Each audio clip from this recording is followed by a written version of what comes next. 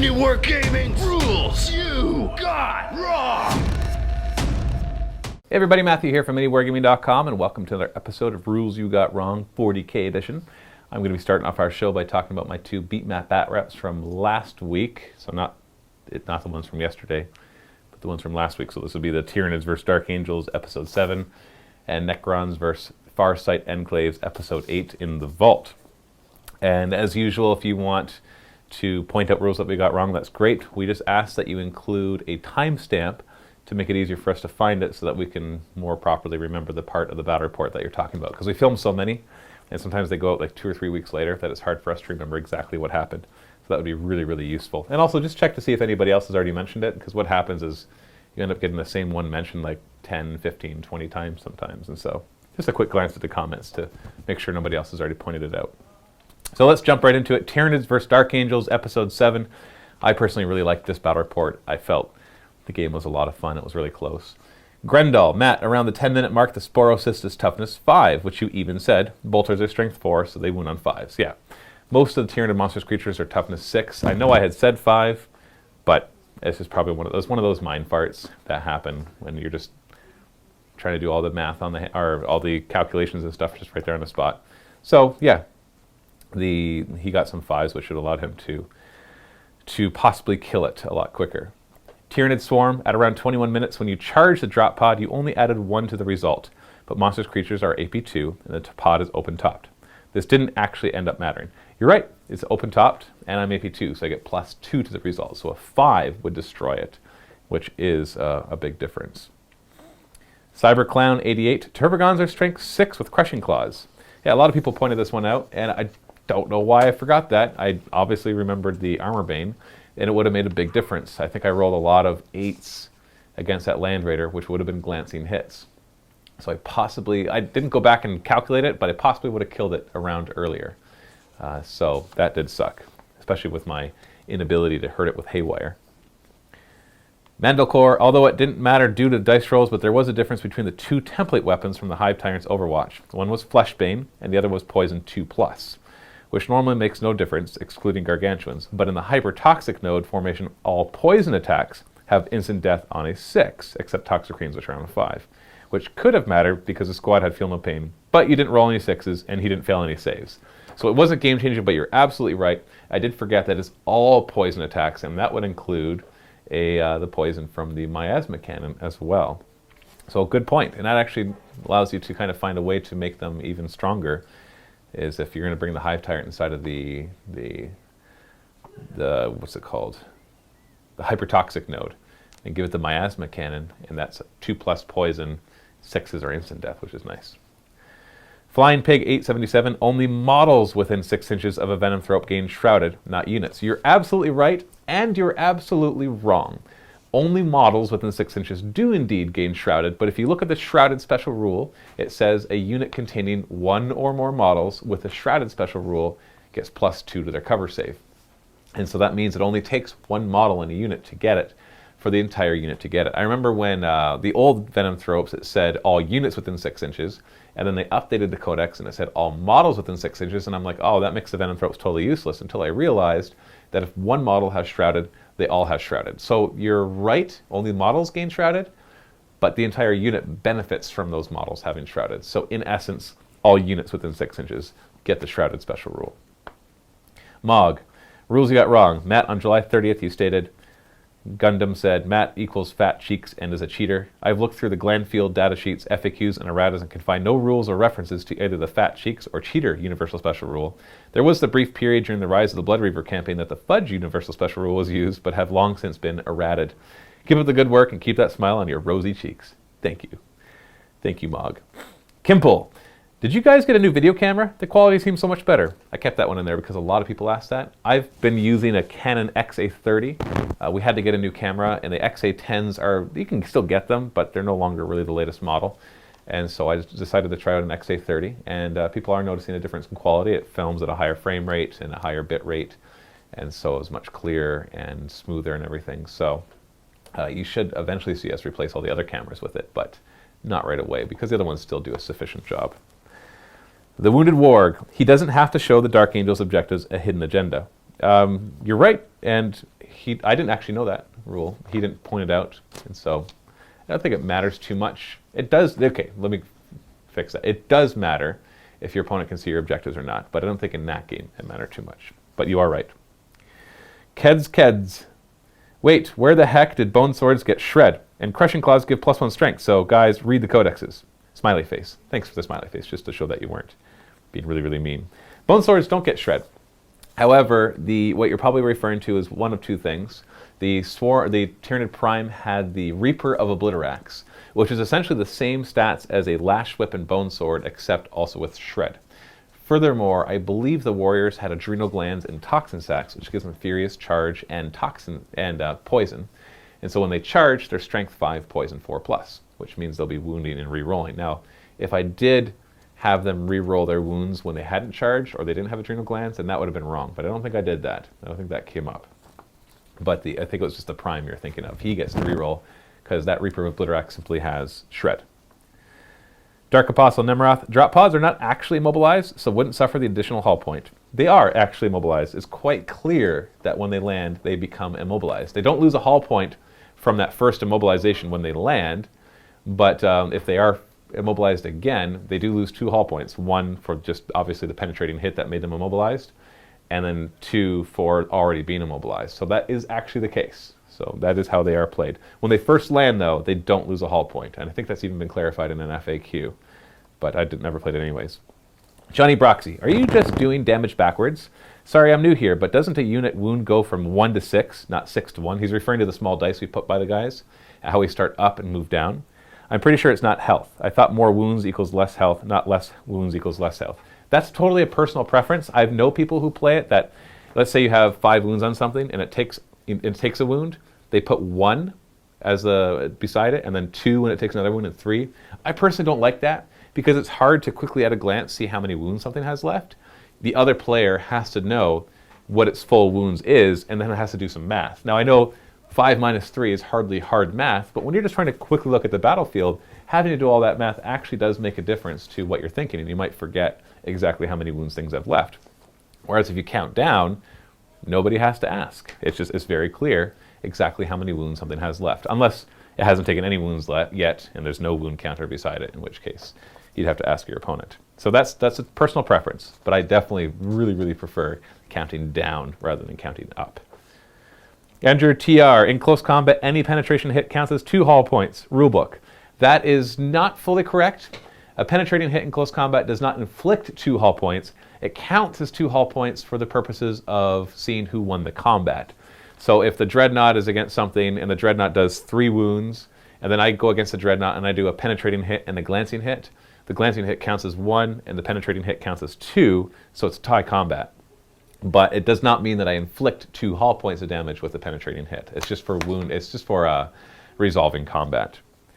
Wink YouTube. Matt, the Swarm Lord's Bone Sabers have the instant death special rule, so you do not need to roll 6s to wound for instant death. Also, you forgot about the Blade Parry special rule. The Swarm Lord should have gotten 4-up invuln against the Lightning Claws. The Swarm Lord is also a Mastery Level 3 Psyker. Everything you said there is 100% correct. However, I didn't have a Swarm Lord. I just had a Hive Tyrant. So, yeah, that doesn't matter. And I think in this case, he had a Lash Whip and Bone Sword, so you saw me using that kind of stuff. But no, he was not a Swarm Lord. He was a Hive Tyrant. So, yeah. Segarak, technically the Librarian hasn't got the Ravenwing special rule and as such can't reroll his Jinx save. Don't know if the FAQ changed that though. You're right, and we actually corrected that pretty soon after in the battle report, and you probably saw that later too after you wrote the comment. Dag4219, at about an hour and a half in, the Dark Shroud, the Landspeeder Dark Shroud, always has a cover save unless the weapon denies it's shrouded. That is correct, but it's not a Dark Shroud. That was the Landspeeder Vengeance. D. Helks, when Deathwing assault from a Land Raider, they count as having frag grenades for that turn, so they are not initiative 1. At 33 minutes in. Doesn't matter that fight because you're initiative 8, but that Deathwing champion was initiative 4, not 1. That's incorrect. The normal Land Raider does not have the frag assault launchers. The Land Raider Redeemer and Land Raider Crusader do, but the normal Land Raider does not and does not have the ability to take that upgrade. So they would have been initiative 1. You're right though, it didn't matter because I was high initiative, but in other cases I just want to make sure people don't think that a normal Land Raider has frag assault launchers, because it does not. Foulest Fish 13. You did the damage on the Venerable Dreadnought wrong. You roll 1 die, and the Dreadnought player can choose to have it re-rolled. You're absolutely right. I was thinking like a reverse ordnance thing where we rolled 2 dice and he got to pick the worst one. But Venerable is actually I roll a die, and if he wants me to re-roll it, he can make me re-roll it. And that way it's a little harder. If I roll a 3 or a 4, he's like, oh, maybe I'll make you re-roll that to get a 1 or a 2. Or actually, well, it depends on what the AP of the weapon is. But if I, roll low and then I re-roll higher, then obviously it didn't work. So you were right, though. I did that wrong. Captain Crump, really good game with a surprising comeback victory, in my opinion. And it seemed like the Dreadnought was definitely MVP. That being said, I really challenged the way you guys are playing where you hide the Dreadnoughts in drop pods. I'm almost 100% that's not legal. We covered that in the pregame show. That is not a regular drop pod. That is a Dreadnought drop pod, or what's it called? Lucius Pattern Dreadnought drop pod. It's in the Imperial Armor Volume 2, 2nd edition. And it specifically talks about not having to disembark. It does not use the normal drop pod assault rules. It actually has its own listing for drop pod assault. So it doesn't just say drop pod assault. Because it said drop pod assault, then in the main rule book, it does say that they have to disembark. But this one is specifically designed, for one thing, it's an assault vehicle. So it wouldn't make sense to be an assault vehicle if you can't, because you can't assault when you come in from Deep Strike Reserve. And it even says that. It says an assault vehicle, they can assault if they come out of this, but not on the term they arrive from reserve. So why would they say that if he couldn't stay inside?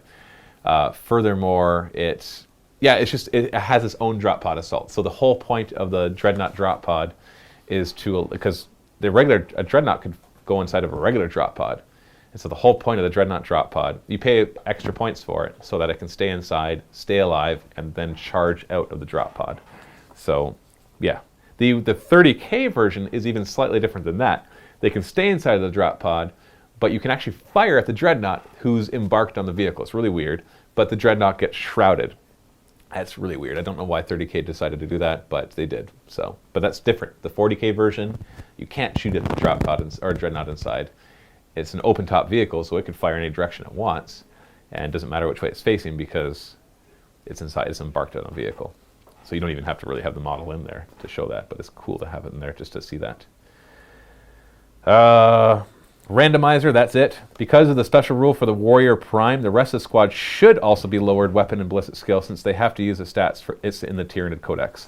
I thought I talked about that in there, that I did look that up, and it said may use, and it actually says, no, it says they have to use it unless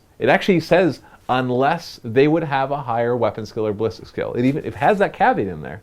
So it's very clear that if somehow the Prime's weapon skill or ballistic skill is lower than theirs, they don't use his. So I did look that up because at first I thought the same thing. I'm like, oh shoot, you lower the Primes with the Mind Worm thing, and the whole squad's gonna get stuck with his weapon skill and ballistic skill. So I looked it up, and it did clarify that. That's it for the first battle report. Let's go to Necrons versus Farsight Enclaves, episode 8. There's not very many here.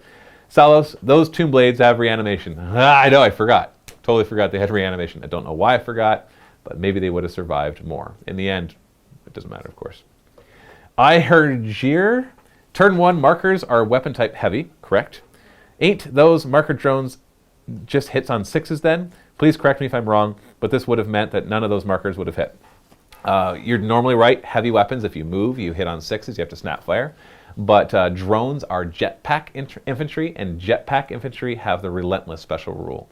And Relentless says that you can fire your heavy weapons, or rapid fire, or whatever. All your weapons you can fire at full ballistic skill, even if you move. And you're even allowed to charge after you fire something that normally would stop you from charging. And then another one from Ihengir, turn 2 Necron shooting. Matt talks about don't worry about your drones jinking. I feel I'm not into Tau anymore. Drones cannot jink at all, can they? Normally, no, but the formation that they're part of grants a bunch of special rules to the drones, and one of them is jink. So they could have jinked. Kane's son can't blind broadsides. You're right, I blinded them with that one big bomb, and that's a pretty big deal because they have black sun filters, which gives them night vision, and they're immune to blindness, or immune to blind special rule. So yeah, they could not have been blinded. You are absolutely right. The drones, on the other hand, could be blinded because they don't have the black sun filters, but the actual broadside battlesuits themselves, no. Blood Eagle, why is it that Tau can run on 2d6? I'm not used to seeing Tau in action, so please forgive my ignorance. No problem. They weren't actually running on 2d6. They are jetpack. What you're seeing is the jetpack assault moves, or thrust moves, whichever they're called. Anything that's jetpack infantry, which is the drones or any battlesuits, not broadsides, they're not actually jetpack infantry, they're just regular infantry, which is why getting them Relentless is a pretty big deal. But all of those can do an assault move, which is where in the assault phase, if they're not locked in combat, and if they haven't made an assault, they can just move 2d6 inches wherever they want. They don't have to declare a target, they just move 2d6 inches. Makes them very maneuverable because they pop out 6 inches, make their shots, and they can pop behind cover, or they can use it to further get forward towards an objective because they can move up, run, and then 2d6 assault move towards an objective. There's a lot of really cool things that they can do, which is why they're so useful. And somebody else pointing out that Tomb Blades have reanimation protocols, which you're right. But that's all I got in there, so maybe there weren't any other mistakes. Or they weren't caught, at least. Who knows? So thanks so much. Let's move on to the next rules you got wrong. This is for the 1500-point Chaos versus Ultramarines battle report. And Ravendell 90. You get an invulnerable save against all D results besides the 6. You lost most of your army by not rolling them.